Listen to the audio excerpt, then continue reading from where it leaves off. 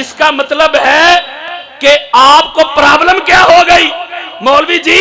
جب صحابہ کا ادب، احترام، تعظیم، توقیر ہر مسلک مانتا ہے، ہر مسلک اس کی بے ادبی کی اجازت نہیں دیتا، تو کیا بتا یزید بھی تیرے مقدسات میں شامل ہے؟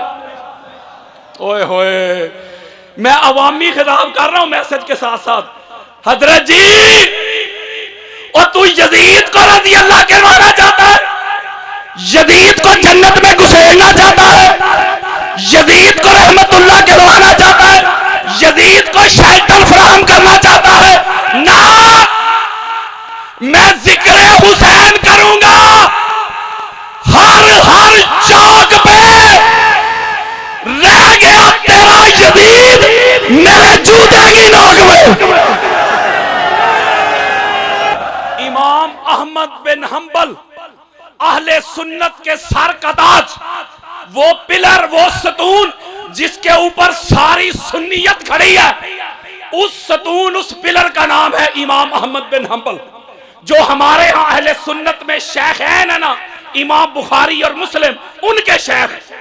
ہمارے ہاں اہل سنت میں طریقت کی بہت بڑی شخصیت، تصوف کے بہت بڑی اعلیٰ شخصیت حضور غوث پاک، شیخ عبد القادر جیلانی، الحسنی والحسینی، ان کے فقہ کے امام امام احمد بن حنبل۔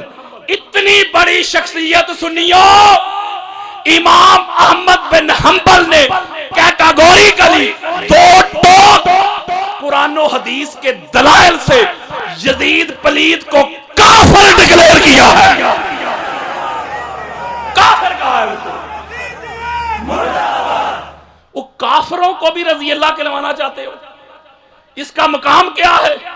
ایک جملہ نہ کہوں، یہ جو کچھ کر رہے ہیں نا صحابہ کی آڑ میں، میرے مصطفیٰ کے وہ سارے صحابہ جو مرتے دم تک محمد اور آل محمد کے وفادار رہے، وہ صحابہ جہاں قدم بھی رکھتے ہیں ان کے قدموں کی خاک بھی ہماری آنکھوں کا سرما ہے، لیکن صحابیت کی آڑ میں ہم سے دشمنان اہل بیت کا احترام نہیں ہوگا۔